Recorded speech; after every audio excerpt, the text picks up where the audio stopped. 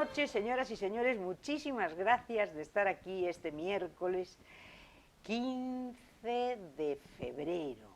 Febrero es, como decía siempre mi padre, el maravilloso mes donde florecen las magnolias. Las magnolias japonesas están, pero vamos, en pleno derroche. Ya las han visto ustedes en Herrera, en el Cantón, delante de mi casa. Es un magnolio precioso. Y fíjense ustedes, casi 20 grados, con este ferrol maravilloso en plena, yo creo que en pleno anuncio de la primavera, con dos noticias importantísimas. Doniños, que el año pasado estaba destrozado, todas las piedras arriba. Bueno, pues ahora me han dicho que está formidable. El otro día estaba paseando la gente y Doniños se ha recuperado. Y otra noticia maravillosa. El año pasado fue el año en el que Ferrol cumplió una deuda que había contraído desde que Rodolfo Ucha Piñeiro vino aquí a nuestra ciudad. Tuvimos la suerte de tenerlo aquí como arquitecto municipal y él brindó a esta ciudad toda su creatividad, todo su arte. Consiguió hacer de esta ciudad una ciudad bella, preciosa, una ciudad modernista, una ciudad, bueno, espectacular, ¿eh? Bueno, pues qué mejor que contar con nuestra queridísima Lucila y sus 95 primaveras. Lucila, bienvenida. Muchas gracias. Muchas gracias por estar aquí contigo. A vosotros por invitarme, porque todo lo que sea para recordar a mi padre y su obra, para mí es excepcional. Este año agradecido. Fue muy emocionante para ti, ¿verdad? Para mí mucho. Tuvimos muchos actos, lo nombraron hijo predilecto, al fin. Y muchos actos que tuvimos con motivo de esto. Y para mí cada acto de estos y cada cosa de estas es pues recordar toda una vida, desde que nací hasta que murió mi padre, pegada a mi padre y en casa de mi padre. Porque tú fuiste, aparte de su hija queridísima, pero tú fuiste su colaboradora, tú fuiste su ayudante en montones de cosas, tú trabajabas en su estudio con él mano a mano. Muchos años. Bueno, ya de pequeñas, mi hermana Clara y yo, que éramos las dos pequeñas, papá tenía el estudio, nosotros vivíamos en un piso y en la parte de arriba estaba el estudio de mi padre. Y entonces, pues mi padre nos llamaba para que nos entretuviéramos un poco y que le ayudáramos también un poco en algunas de las cosas que se hacían entonces. Porque no es como ahora que con un ordenador los arquitectos ya diseñan un edificio, diseñan todas las tripas de él, de todo. Entonces se hacía con con unos aparatos de madera que eran como un marco de madera y un cristal. Allí se ponía un papel que era como un pergamino, ferropusiato se llamaba, y se ponía el papel, se ponía al sol y el dibujo del ferropusiato pasaba ya al plano. Y ahí eran los planos de entonces. Y entonces mi hermana Clara y yo íbamos arriba y cogíamos eso, poníamos los planos, lo poníamos al sol, le ayudábamos y tal. Y después, más tarde, en una ocasión mi hermano, que estaba de aquí de arquitecto, tenía un apuro muy grande porque había que entregar unas casas, me llamó para que organizara todo aquello porque yo aprendí de mi padre una capacidad organizativa, una disciplina en el trabajo muy grande, y se lo agradezco con todo el alma. Y entonces, pues, una vez que estuve con él, Rodolfo se fue destinado a La Coruña y abrieron un estudio, mi padre y mi hermano, en la Plaza de Armas, junto al ayuntamiento, en la esquina calle Real, Rubalcaba. Y allí estuve yo al frente del estudio muchísimos años, con lo cual yo con mi padre no solo era en casa, era en el trabajo. Estar a su lado, estar siempre con él y aprender sobre todo de él. Su capacidad de trabajo, su capacidad de amor a la familia por encima de todo y sobre todo. Y su disciplina y su modestia y su humildad en su trabajo. Cuando le dijimos en una ocasión, papá, no dejan tirar tus edificios, patrimonio los va a catalogar. Sí, y entonces, pues la contestación de él fue, perdonadme la expresión porque es muy familiar, macacadas. Tiraron unos edificios de la época de Carlos III delante de Capitanía y sin embargo, estos edificios, y dice, pero papá, ¿tú no te das cuenta de que dentro del modernismo es lo que hay?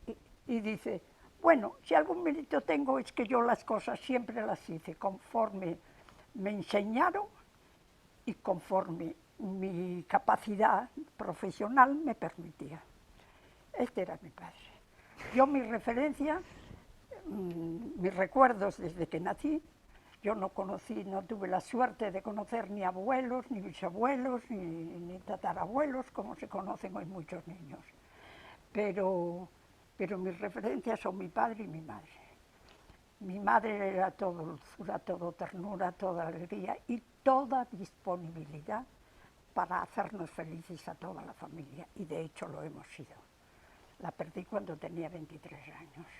Y la recuerdo con todo el cariño del mundo y con todo lo que me enseñó de su paciencia, de su sonrisa, de todo. Y de su cariño hacia todos. Y mi padre, ¿qué voy a decir de mi padre? El 99% de mi personalidad proviene del aprendizaje de estar a su lado. Y partiendo de ahí, pues después ya fue con trabajar con él toda la vida, estar con él toda la vida, una gozada, un privilegio, un regalo de Dios.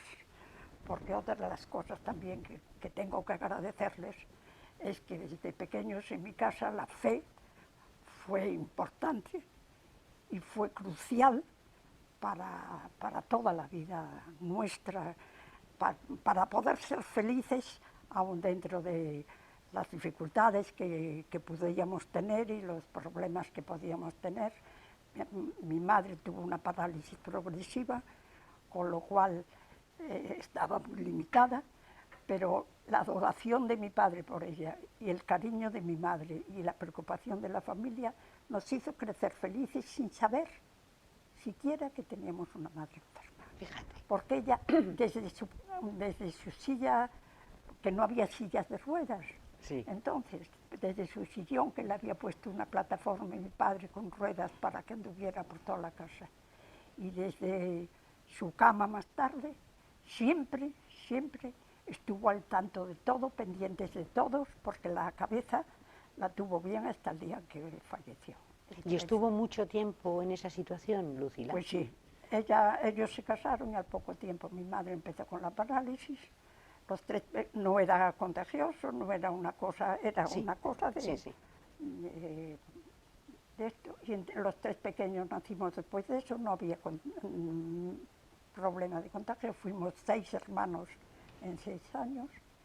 Pero vamos a hablar de la obra de mi padre. Pero vamos a hablar de la obra de tu padre. Tu padre, aparte de un gran arquitecto, es que es un fenómeno en otras cosas también, porque es que no solamente era el diseño de los edificios por fuera, sino que era todo lo de dentro. Sí, o sea, que es extraordinaria la genialidad de él era un auténtico artista. Es que dentro del modernismo era muy destacado, pero ya siendo alumno de la Escuela de Arquitectura, destacó allí, tanto es así que el director, Aníbal Álvarez, que era arquitecto de la Real e Ilustre Academia de Bellas Artes de San Fernando, que era lo máximo que había en España para determinados arquitectos, ingenieros, sí. Artistas, cantantes, todo, era la Real e Ilustre Academia de Bellas Artes de San Fernando, un privilegio. Primero se lo llevó ya de ayudante y en cuanto acabó la carrera se lo llevó ya de arquitecto. De hecho, mi padre los primeros proyectos los firmaba para darle prestigio a Ferrol. Ajá. Los firmaba, que vino aquí como arquitecto municipal con una oposición en el año 1908, los firmaba Rodolfo Chapiñeiro, arquitecto de la Real e Ilustre Academia de Bellas Artes de San Fernando. O sea, es curioso, pero es así. Y después, a nivel europeo, había una revista de arquitectura importantísima y uno de los ejemplares en una ocasión lo dedicaron a la obra del modernismo de Rodolfo Chapiñeiro de Ferrol. Me estás hablando de hace muchos años. Uf. O sea, casi de los años 30, cuando le dedican esto. No, más, yo creo o que 40. más. Porque fue cuando estaba el Colegio de Arquitectos en la calle Real, al final de la calle Real, Sí. donde estaba el edificio Caso. Sí. Estaba el Colegio de Arquitectos allí frente a la Escuela de Idiomas. Sí. Y ahí vinieron de Alemania y hicieron un acto dedicado a mi padre en el año, debió de ser en el 70 y... No, había muerto ya mi padre. Y todos los edificios, por ejemplo, en los edificios emblemáticos que tiene en este momento Ferrol, ¿tú en cuáles colaboraste como pinche? No, yo de los edificios antiguos recuerdo los edificios en sí, porque además algunos de ellos estaban ocupados por amigos nuestros y de mi padre y de esto, y algunas amigas mías más tarde. Pero yo de colaborar eras muy pequeña, eras muy nada, después, porque ¿no? el modernismo, cuando vino mi padre aquí, cuando empezó lo del modernismo, fue en 1910, aquí, cuando empezó de las primeras casas, pues fue en 1909, 1910, nada más llegar él aquí. Pero yo ahí, pues claro, yo era muy pequeña. Muy pequeña. Yo cuando me fui al estudio a trabajar ya directamente con él, fue en el año 1964. Sí. Y yo desde el 64 hasta el 80 estuve con él en el estudio, al frente del estudio, y allí llevaba yo todo y organizaba todo y toda la cosa. ¿Qué te parece la arquitectura de hoy? La arquitectura bueno, me dirás, de hoy, hay de bueno, todo, hay, claro, pero hay en de general. Todo, sí, hay de todo. Hay cosas muy importantes y muy bonitas y muy estéticas y todo lo que quieras. Ahora, la arquitectura de hoy, entre toda la cosa de papeleo administrativo, de todo eso, y después toda la cosa que tienen de ordenadores, de facilidades para poder diseñar, cambiar y tal, es totalmente opuesta a la que había entonces. Porque mi padre, lo que decías antes tú, una muestra, por ejemplo, es el casino en la Casa Romero. Las lámparas, los apliques, los radiadores, la calefacción, porque no había casas de calefacción y tal, todo en el casino, por ejemplo, todo eso es diseñado por él. ¿Todo diseñado por tu padre? Todo diseñado por mi padre. O sea, las lámparas, todo. En la sala de juegos todavía se conservan las lámparas diseñadas por mi padre. Bueno, ya no digamos, pues toda la cosa de yesería. Es que además mi padre, cuando podía, acudía a los mejores sitios porque estaba informado de todos los sitios donde se trabajaba y donde estaban saliendo cosas nuevas. Y él aprovechaba esa circunstancia. Por ejemplo, en el casino, la yesería, se acababa de poner unas naves y unas fábricas de yesería en Portugal, y vinieron desde Portugal a poner todo lo del casino, de los techos, los plafones. Que es maravilloso. Todo, que es una preciosidad. Es una maravilla, porque mira que la yesería de todo, es que es impresionante. En el tercero del esto, en el segundo, en la sala de juegos, todo eso. Después, las cristaleras también del casino. Pues vino una casa de París que se llamaba Montpassant, que se llama porque hace poco vino una nieta de los que cuando hicieron el casino tenía allí, me llamó por teléfono, me preguntó si era pariente de Uche, le dije que era la hija, y entonces pues me dijo que es que ella en los escritos que tenían de clientes y tal figuraba el Casino Ferrolano de Ferrol, si existía. Y le dije, pues sí, sigue en planta y sigue con las cristaleras de Montpassat. ¿Tiene inconveniente en que pueda visitarlas? Y dije, yo ninguna, hablo con el presidente del casino y pues, cuando quiera usted viene, y vino, que fue una pena, porque cuando se hizo la reforma de abajo, bajo de la cafetería, aquellas cristaleras que daban a la calle de la parte de atrás, pues las tiraron y pusieron otras que no. ¡Qué que no pena! dicen nada. Pero ¿cómo se podían hacer esas cosas? Pero por lo menos hay dos muestras. En el tercero, sí, en el comedor, en el tercero, hay un cuadrado en que se conserva una en muy buen estado, con que además está con luz que se ve, y otra más en el segundo. Otra que no tiene tanta luz y que no está, pero que se conserva perfectamente, y son de esta casa Montpassat. Ajá, fíjate. Y luego todos los... Bueno, y la Casa Romero. Y la Casa Romero. La Casa Romero Hermanos, eso. Para mí fue una maravilla, porque además, como había medios, hay una cosa de la Casa Romero Hermanos, son pequeñeces, pero que son pequeñeces que te dicen mucho de cómo trabajaba mi padre. El llamador de fuera, que es de bronce, fue diseñado por él, por supuesto, y es como una mano llamando. Y fue la portada del libro que hizo las fotografías José Pardo, Abusaina de Ucha, se llama, Abusaina de Ucha.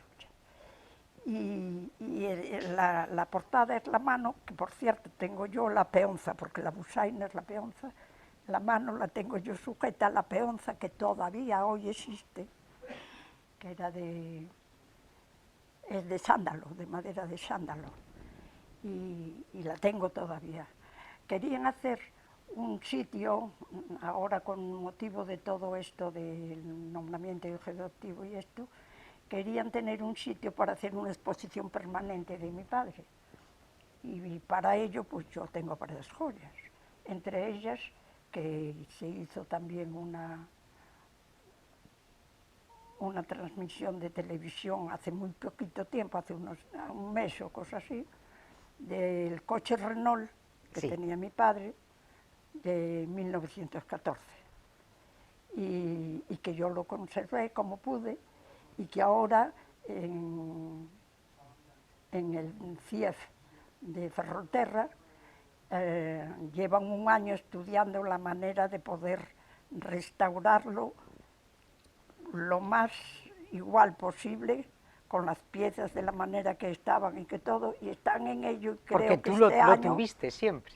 Sí, y estaba además, conservado, y además yo creo que tenías un garaje especial para el coche, yo en la casa donde vivo compré el bajo para meter el Renault y tenerlo allí entre mantas, cuidadito para llegado el momento, pues hacer mi última gambarrada, dar un paseo por Ferrol cuando lo restauren, ya me comprometí a eso. No me digas, oye, pero es que el coche de Ucha era emblemático. Es que porque yo creo que era el primer coche que hubo en Ferrol, Lucila. No, había tres. Que yo recuerde de papá de haberle oído decir que había tres, que era el de Vitorina Carballo, Santos Galán y él. Tres, fíjate. Entonces, en 1900, él lo compró de segunda mano, en 1916. Fíjate. Y durante toda su vida lo tuvisteis. Durante todo esto, ahí está. Si además, en el reportaje este que hicieron en Televisión Gallega, una de las cosas que ponen curiosas es que en las ruedas todavía se ve el letrero Michelin. Fíjate. Y las ruedas lo sacaron del garaje rodando. ¿Y hasta cuándo lo utilizó él?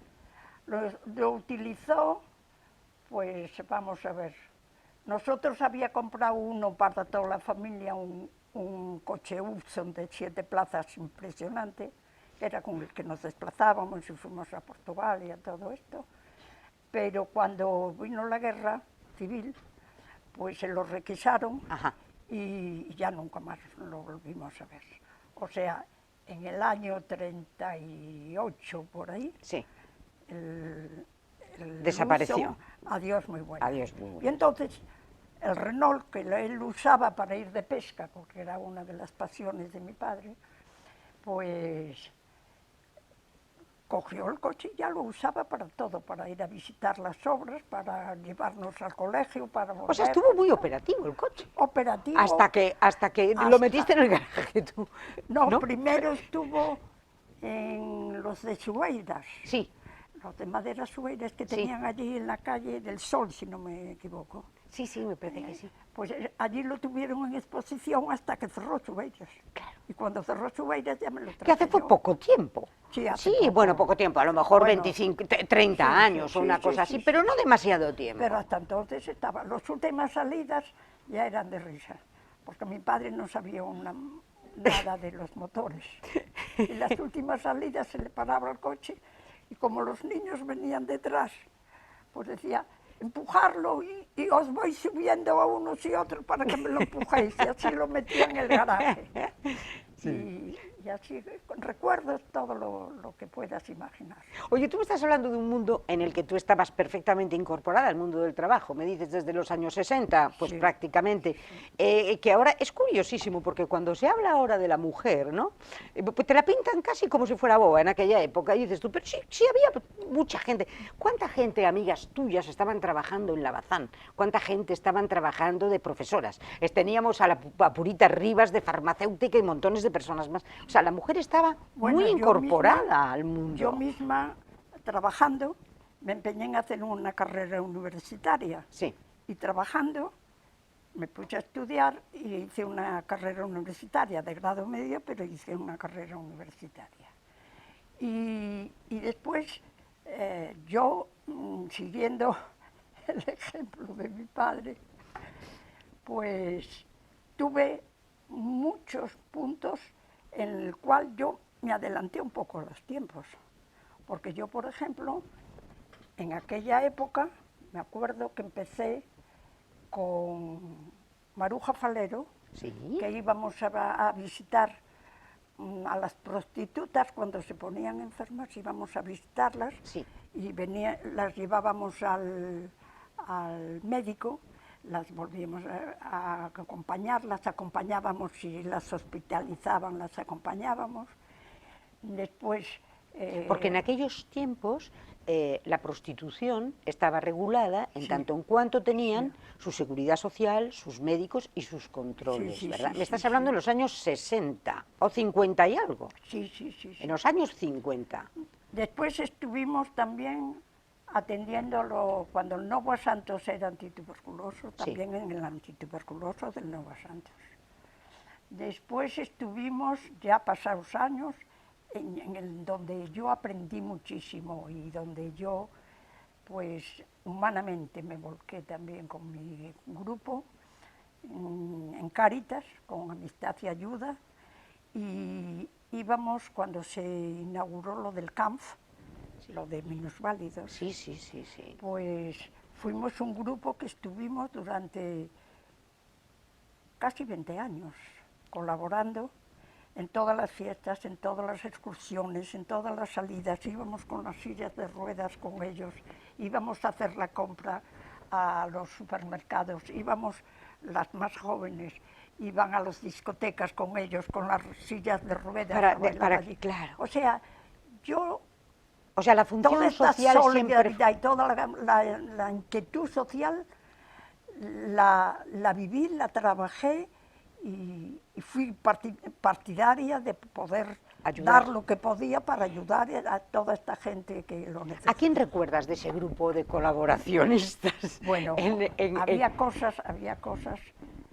Fue una experiencia que a mí me dejó también marcada para toda mi vida, porque había experiencias que parece que no, pero los servicios sociales de entonces, que no existían casi, pues estaba muy limitada la asistencia a la gente. Y había mucha gente con muchos problemas. Y nosotros, con el grupo este que formamos en Cáritas, durante 20 y tantos años estuvimos yendo a personas que estaban con problemas de soledad, a personas que se morían de hambre porque no tenían una pensión. Y tenían derecho a una pensión siendo mayores de 65 años. Pues ahí nos tienes tramitando las pensiones, arreglando papeleo. Acompañando a estas personas solas, al médico, a esto, a lo otro. Todo lo que surgía, que te puedes imaginar, allá estábamos nosotros. ¿A quién recuerdas de ese grupo? Oye.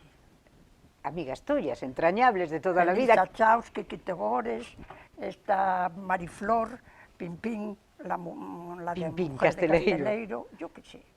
Éramos 32. Fíjate. Fíjate tú. No, O sea, es que la vida, cuando tú estás disponible voluntaria, no paras. No paras. Yo hoy en día no me llegan las 24 horas para todo lo que tengo que hacer. ¿verdad? No me llegan. Y soy feliz.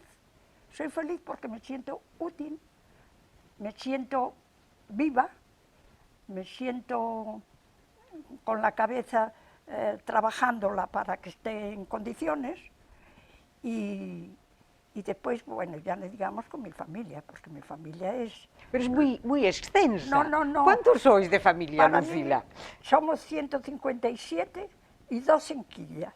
Yo le llamo 2 en Quilla cuando están embarazadas algunas. Sí, pues sí, hay sí. 2 embarazadas, que sepa, porque en cuanto te descuidas das media vuelta y con todos los que son gente joven ya. Y por el mundo. ¿En él? Y por el mundo adelante todos. Uy, porque hay quien mira, está en Alemania, como mi casa es la ONU. Cuando tuve ahora la celebración de mi 95 cumpleaños, tuve la inmensa alegría de que mi familia, que es única, porque somos todos para uno y uno para todos, aunque seamos ya hoy 27 familias distintas, de los maridos, de las mujeres, de tal, pero las tenemos es la ONU. Me vino una de Santo Domingo, me vino otra de Alemania, iba a venir otro que de Buenos Aires. O sea, somos una familia que es la ONU, un poco. Con tanta gente. Y pudiste tenerlos a todos en tu cumpleaños. En mi cumpleaños. O casi todos. En mi cumpleaños con más de la mitad. ¿Y en la celebración de la declaración de hijo adoptivo de Ferrol de tu padre? Pero teníamos límite ya para... Era por el COVID. Claro, que había... No, que... no, fue después del COVID. Sí.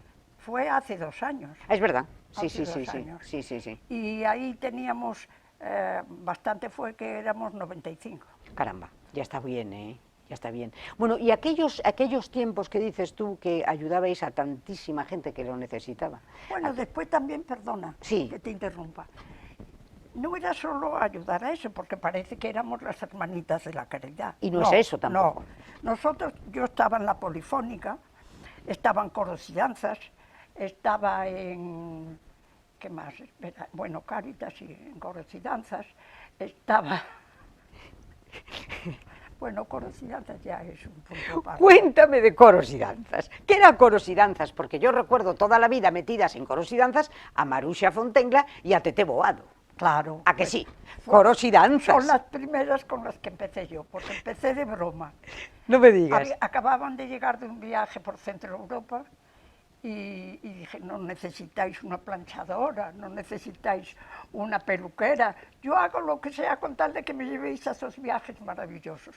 Y me dice Tete Boado, no, mira, lo que necesitamos es una panderetera. Y dije, ¿panderetera? ¡Oh, sí, yo toco la pandereta de maravilla! Nunca había cogido la pandereta nada más que en Navidades para hacer así.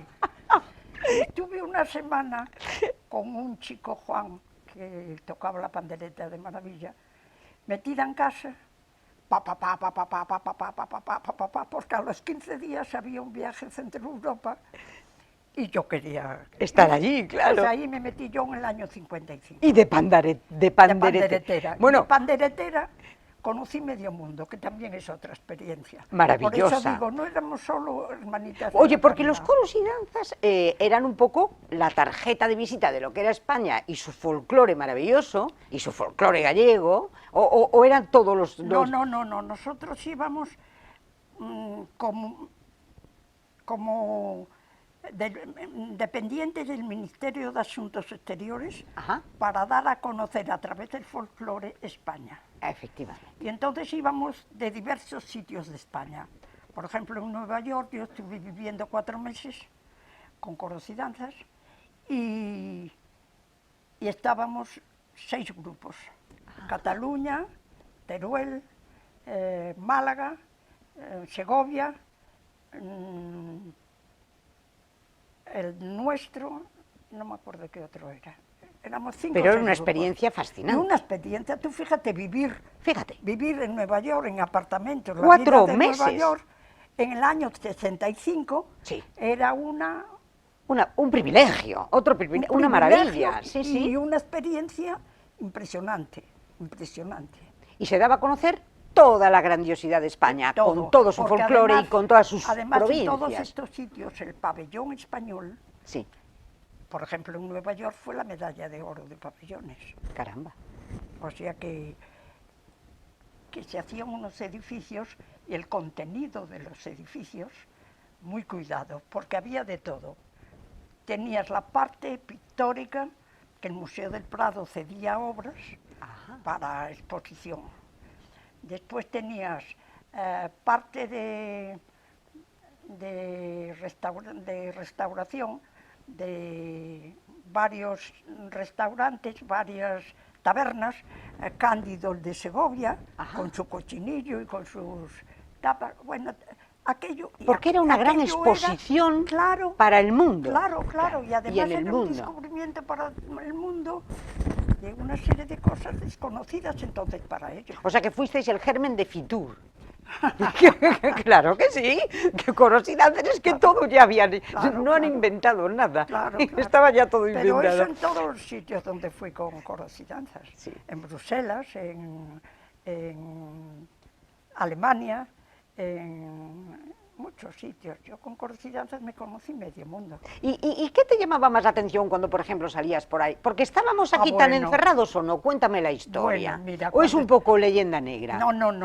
A ver. Mira, me llamaba la atención, por ejemplo, la experiencia vivida, que para mí fue extraordinaria, también en ese sentido novedosa para entonces, de que una parte de, por ejemplo, los exiliados y los que habíamos quedado aquí, pues parecía que éramos 2 peñas opuestas. Y tenemos experiencias de, por ejemplo, recuerdo una actuación que tuvimos en Lieja que nos dijeron, tenemos noticias de que van a boicotear la actuación, de manera que no se va a suspender. Y dijimos, de ninguna manera. Y como gallegos los hay en todo el mundo, sí, se me ocurrió decir, no se suspende, Galicia sale la primera. Al primer aturuso me contestan. Y salimos Galicia y solté el primer aturuso. Y me contestaron, dije, tranquilos que hay gallegos. Y ya no hay problema. Después San Sebastián lo mismo, con el grito de ellos, no me acuerdo cómo se llama ahora, ese de ellos. Sí. Después, y así todos. Y después nos contaban porque llegó el momento del descanso. Y entonces dijeron, ¿qué vais a hacer? Bajar. ¿Y dónde está Galicia? ¿Dónde está San Sebastián? ¿Dónde está tal? ¿Dónde está cual? Y nos contaban, es que salió Galicia y los gallegos que estaban dispuestos a boicotear la actuación, dijeron, pobres de vosotros, como hagáis algo y les pase algo a los gallegos. Pobres de vosotros, como tal. Y así fuimos y acabamos con ellos hablando, charlando, contándonos de lo que hacían, de lo que no hacían, de todo, de España, de todo. O sea, eso fue un abrazo entre esas 2 Españas. Pero es que además, que de repente se derritió ese hielo. Sobre todo hay momentos en que una persona puede pensar de una manera y otra de otra. Pero siempre somos personas y seres humanos que hay un punto de encuentro y de saber convivir en paz. Efectivamente. Y eso fue lo que nosotros hacíamos. Y sin mucho. destrozarnos unos a otros, ¿verdad? Pasamos momentos muy difíciles. Yo tengo una experiencia muy entrañable y muy vivida. En Orleans, lo estoy viendo, un vasco que empezó a insultarnos cuando bajamos de allí. ¿De dónde es? Me dijo, soy vasco.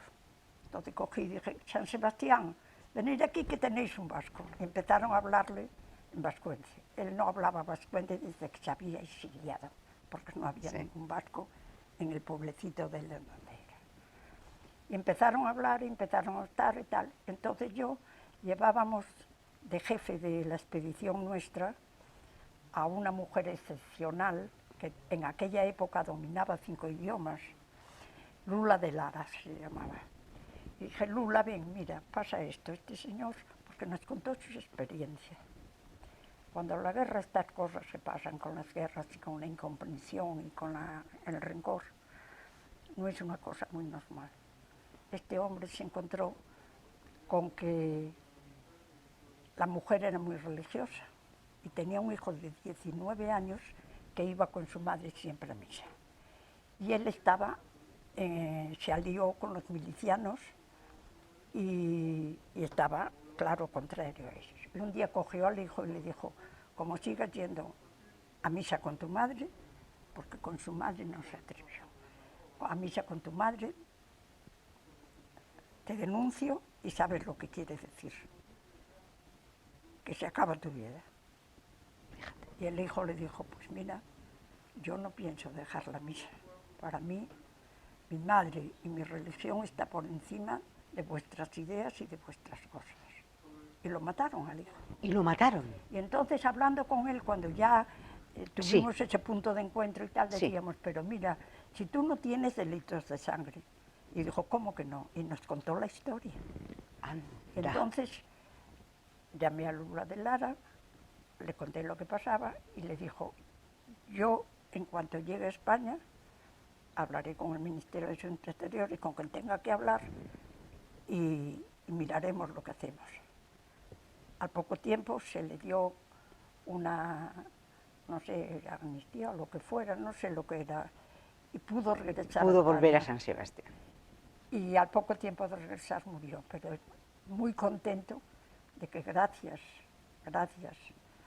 a Coros y Danzas, a la sección femenina de Coros y Danzas y al Ministerio de Asuntos Exteriores, había podido regresar a su tierra natal, y morir en su tierra natal. Qué preciosidad. Como comprenderás, esta vida mía está tan llena de todas esas cosas, de historias. Soy una historia viviente. Y es verdad, y te sigues emocionando al recordarlo. Totalmente, porque no cabe además duda que... yo tengo una memoria fotográfica. Sí, y entonces, estás pues, viéndolo, estoy ¿no? viendo todo, pasando por delante de mí todos los sucesos, todas las cosas, todo. Y cuando terminas, ¿cuánto tiempo estás en Coros y Danzas? Algunos años. Es que yo en todos los sitios donde iba, en eso aprendí de mi padre. No te comprometas con nada que no puedas atender debidamente. Claro. Y yo, por ejemplo, en Coros y Danzas estuve desde el 55 hasta el 72. ¿A mucho tiempo? Sí. En la Polifónica estuve desde el 43 hasta el 70. ¿Qué más cosas? Coros y Danzas, la Polifónica. ¿En Cáritas? En Cáritas, bueno, en Cáritas yo creo ya que toda la vida. De toda la vida. Toda la vida. En el CAP desde que hasta que cerramos el grupo, porque ya eran unas edades y algunas se nos habían ido ya y no podíamos seguir. Y además se puso mi hermana enferma y tuve que venir para casa a cuidarla en el año 2013, porque ella murió en el 16 y yo vine en el 2013. Y entonces ahí se deshizo el grupo. Pero yo en Cáritas colaboré siempre y estuve siempre, porque teníamos 50 salidas y 50 cosas. Había muchas cosas que hacer. Muchas, Bueno, muchas. como hay ahora mismo, muchísimas cosas que hacer. Porque tú, en este momento, tú lo ves y por tu experiencia de vida, o sea, sí, una cosa son los servicios sociales, pero no llegan, porque hay demasiada tristeza y demasiada necesidad. Y los servicios sociales, que ya sabemos, con toda la mejor voluntad, pero es papeleo, y no es el día a día, y no es la necesidad que tú ves de la persona que tienes a tu lado y que tienes que estar socorriéndola, incluso gente de tu propia familia que tienes que echarle una mano. O sea, esa es la realidad. Entonces, por mucho que de acuerdo, sí, es como lo del salario mínimo vital ese, que resulta que ahora quien no lo puede cobrar no lo cobra, quien lo debería de cobrar no lo está cobrando, y creo que hacer ese papeleo supone tal disparate de cosas que ya hay mucha gente es que tira la toalla. Porque ¿qué van? ¿A una gestoría que les cobra también a solicitarlo? Es que no está, ¿verdad?, a la altura de todo el mundo. Pero bueno, necesidades habrá siempre. Sí. Pero mira, las que tenemos fe y practicamos, tenemos la suerte inmensa de tener esa fortaleza, esa vitalidad, ese afán de mejorar cada día nosotros para los demás. Y eso pues, a mí me dicen, ¿cómo es posible que tengas esa vitalidad, esa cabeza, esa memoria? Y dice, tú pregúntale al de arriba. Que me está dejando aquí con estas condiciones. Pregúntale al de arriba. ¿Verdad? Yo voy a misa cuando puedo y digo, ¿a dónde vas? A cargar gasolina. Es así. Y el mundo de hoy, y por ejemplo, en problemas muy actuales, ahora está encima de la mesa toda la polémica del aborto, Lucila. Bueno, mira, yo en eso había dado unos cursos también de preparación para el matrimonio, prematrimoniales, y me decían, ¿y tú qué pito tocas aquí? Solterísima ya era entonces. Y dice, pero sí, mira, yo vengo para hablar de familia. Claro. Y de familia tengo una experiencia muy grande, y yo no estaría aquí si en el día de hoy mis padres hubieran sido otras personas distintas que les presentaran lo del aborto. Pero ¿por qué? ¿Por qué? Porque mi madre tenía una enfermedad progresiva y que entraba dentro de eso. O sea, las 3 últimos hermanos que fuimos no hubiéramos nacido. Nunca. Y dije, entonces, ¿cómo queréis que diga?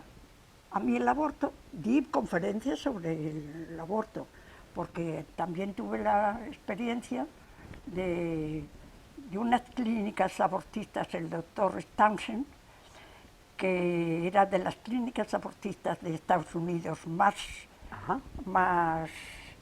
conocidas, y que llegó un momento en que se descubrió que nada más unirse, ¿cómo se llama?, el óvulo. Y el esperma, sí. Sí, pues que había vida. Entonces dijo, ¿cómo que hay vida? Estamos matando a seres humanos. Y automáticamente las clínicas abortistas cambiaron por completo, porque para él era pues el matar a un ser humano.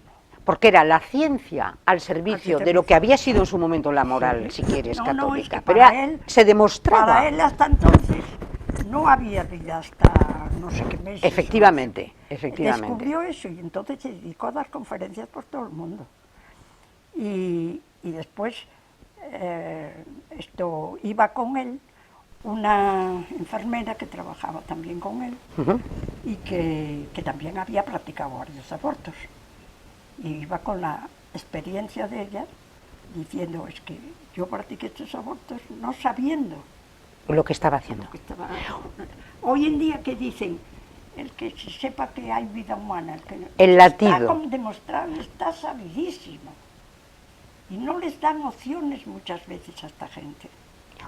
No les dan opciones. Pero a mí lo que me escandaliza de todo esto es la negación a la ciencia. Es decir, ¿cómo hay alguien que pueda oponerse a que a una mujer le brinden la posibilidad que no se le va a imponer, es brindar la posibilidad de que escuche el latido del niño o que vea una ecografía. ¿Por qué queremos cerrar a la realidad? Oye, no se impone. Mira, en Castilla y León, no es una cuestión que se imponga, no es una cuestión que se exija. Nadie va a demonizar a ninguna mujer porque ha tenido que dar ese paso. Yo creo que es que en Pero, este momento se están llevando las cosas muy exageradas a un término que no se pueden llevar en un sentido o en otro y todo. Y entonces esto es una cosa, yo no soy ni científica ni entiendo muchas cosas, pero yo lo que veo es que hay unas leyes y unas luchas ahora internas entre los mismos partidos políticos que no las comprendo ni las entiendo, ni que se vean las realidades de lo que pasa en cada cosa, que se vean las realidades, que no se dediquen a legislar porque esto es así, el sí es sí, el no es no, el otro no sé qué. Yo desde luego estas novedades, a mí, mira que me gusta estar al loro. Al día, de todo, pero tú qué estás viendo, ¿tú cómo ves ahora? Por ejemplo, tú has vivido todo, has vivido, bueno, la guerra es pequeñita, pero la viviste. Bueno, la vivimos además, tú fíjate, yo por ejemplo tengo una experiencia de que nosotros vivíamos en la calle Real, sí, frente a Ramos, en donde están los chinos. Sí, sí. Teníamos el segundo y el tercero. El tercero tenía el estudio de mi padre, en el segundo nosotros. Y además mi padre ya vivía de soltero allí. Se casó, siguió viviendo allí, y nacimos todos los hijos y seguimos.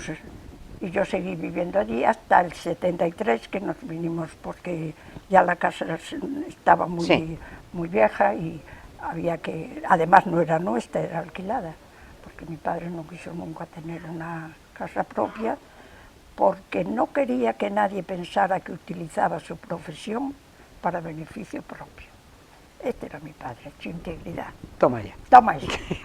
Toma y nos vinimos para allí, y hasta entonces vivimos en el sitio... Sí, enfrente de Ramos.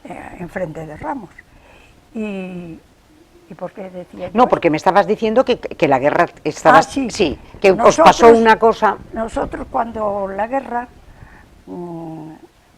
en abril, a finales de abril del año 36, principios del 36, sí, en el 36, hubo una manifestación porque protestaban de que, en fin, una manifestación en la cual querían querían quemar la imprenta del Correo Gallego, sí, que estaba debajo de nuestra casa. Sí, sí, era abajo sí. Y el sótano que da a la otra calle. Sí. Bueno, y entonces pues querían quemar la imprenta, y los trabajadores de la imprenta en la puerta diciendo: es el pan de nuestros hijos, no podéis hacer esto, no podéis tal, no podéis cual. Y nosotros arriba, abrazados a nuestra madre, porque mi padre aquel día había tenido que salir para La Coruña, que era presidente del Colegio de Arquitectos, que entonces era León, Asturias y Galicia, y él era presidente y había tenido que salir a eso. Y nosotros, sin poder movernos de casa, agarrados a mi madre, y aterrorizados de que quemaran, y os quemaban también a vosotros. el piso. Y entonces pues vino 11 guardias civiles al mando del capitán Falcón. Esto es historia y vivida. Y vino al mando del capitán Falcón, deshicieron toda la cosa y ya nos quedamos tranquilas. Cuando vino mi padre por la tarde o por la noche de Coruña, se encontró con este hecho. Y entonces dijo: esto no puede ser, yo no puedo exponer a mi mujercina y a su hada, a su musa, a todo, porque era una locura la que tenía por nadie. Y a mis hijos a que pase otro episodio de estos. Y entonces cogió, se fue a Coruña, sacó los pasaportes y al día siguiente salimos para Portugal Anda. Toda la familia, las muchachas, el chofer, todos nosotros, allá nos fuimos todos. ¿Y a dónde os fuisteis, Lucila? Nos fuimos a Vilaplaya de Áncora. ¿Y cuánto tiempo estuvisteis? Pues mira, primero nos fuimos a Oporto, en el Hotel Suramericano en Oporto. Y allí conocimos unos señores que habían venido de Asturias y habían coincidido con un hermano de mi madre que había salido de Asturias también, la mujer y los hijos, por lo mismo, porque estaban muy perseguidos por la cosa que había entonces, de la revuelta ya, de la preguerra y de todo eso.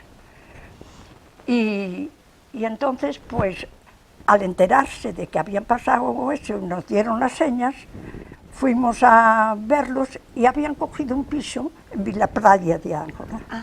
Y entonces, para estar con ellos, pues la familia, ¿fue el motivo? Nos fuimos a Vilaplaya de Áncora y allí estuvimos pues desde abril hasta octubre. Pues fíjate. Que ya habían tomado la cosa. Sí. Hasta que se tranquiliza aquí y entonces volvéis a Ferrol otra vez. Y volvimos a Ferrol. Y volvéis a Ferrol. Y volvimos además para ir al colegio y empezar nuestra... Pero no volvimos a Ferrol, nos quedamos... Ahí entra tu familia.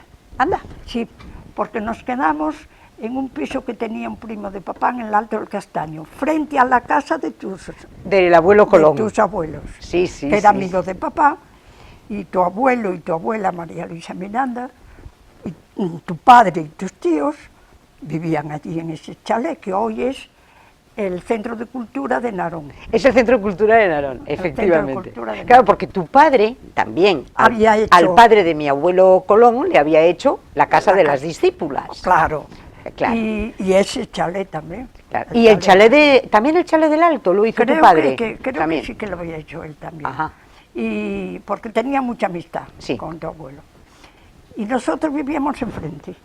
Pero como era un piso pequeño, pues nos pasábamos la vida en casa de tu padre y tus tíos y tus abuelos. Sí. Y de ahí conocimos a toda la familia Antón y todo. Para nosotros la familia Antón era pues la sucursal de nuestra familia, vamos. Mira, mi querida Lucila, estamos llegando ya al final. Me parece muy bien porque fíjate, la gente debe de estar... Y dime una cosa, ¿tú cómo ves ahora mismo España? Con tu lucidez, con tu experiencia, con tu inteligencia, ¿cómo nos ves? Mira, yo, una de las limitaciones que tengo ahora es que una degeneración de mácula, o sea que un poco borroso. Y yo también veo borroso en ese sentido. Pero como creyente que soy, hay una cosa que no explotamos nada, que es la esperanza. Y tengo una esperanza tremenda de que igual que se solucionaron en otros momentos cosas difíciles y cosas que parecía que no tenían solución, pues que vamos a tenerla. Con una esperanza tremenda, así la vivo yo. Pues es muy difícil terminar un programa que ya lo acabas de terminar tú, porque haciendo alusión a la esperanza. Es que la esperanza la explotamos muy poco. Muy poco. La explotamos poco. Y la tenemos ahí... O sea, tú tienes esperanza. Total. ¿Tú crees Si no, no estaría ni aquí, ni allí, ni nada. Yo le debo la vida a mi fe. Lucila, para mí ha sido un auténtico lujo tenerte aquí en este estudio. Para los ferrolanos un auténtico lujo escuchar todo lo que nos has contado y todo lo que nos has dicho. Y un poco rollo de más, un poco rollo de más. No, en absoluto, maravilloso. ¿Y cuándo quieres volver? Uy, yo creo que ya quedan saturados para toda la vida. ¿Cuándo quieres volver? Ya quedan saturados para Mira, vamos a hacer una cosa, porque yo sé que a ti la política también te gusta mucho. Vamos a hacer una cosa. Yo estuve en política una temporada también, que también tuvimos nuestras dificultades entonces, cuando era AP. Cuando era AP. Estuve yo también en AP. Sí. Yo empecé ahí. Pero tú ya más tarde, Pero después, pues ya no podía con todo. Ahí hubo mucho que hablar del bacalao. No, además que ya no podía con todo. Llegó un momento en que tuve que elegir las cosas que más me hacían bien y me llenaban. Sí. Cosas relacionadas con Cáritas, cosas relacionadas Sí. con los servicios sociales, Sí. y sobre todo y por encima de todo, mi familia, mi familia, mi Y familia. tu familia. Pero me vas a hacer una cosa. Mira, como este año es un año electoral, o después de las elecciones municipales, o después de las elecciones generales, te quiero aquí como analista. Bueno, ya. Ay, madre mía, no, ¿Eh? si yo para eso no. ¡Ay, no! No, ¡Ay, lo no! único es lo que siento y lo que vivo. Es la única experiencia que puedo yo transmitir es lo que siento y lo que vivo. Pues maravillosa experiencia. Mira, para mí ha sido una delicia tenerte conmigo y muchísimas gracias. De nada, y perdón la gente por el rollo que les solté.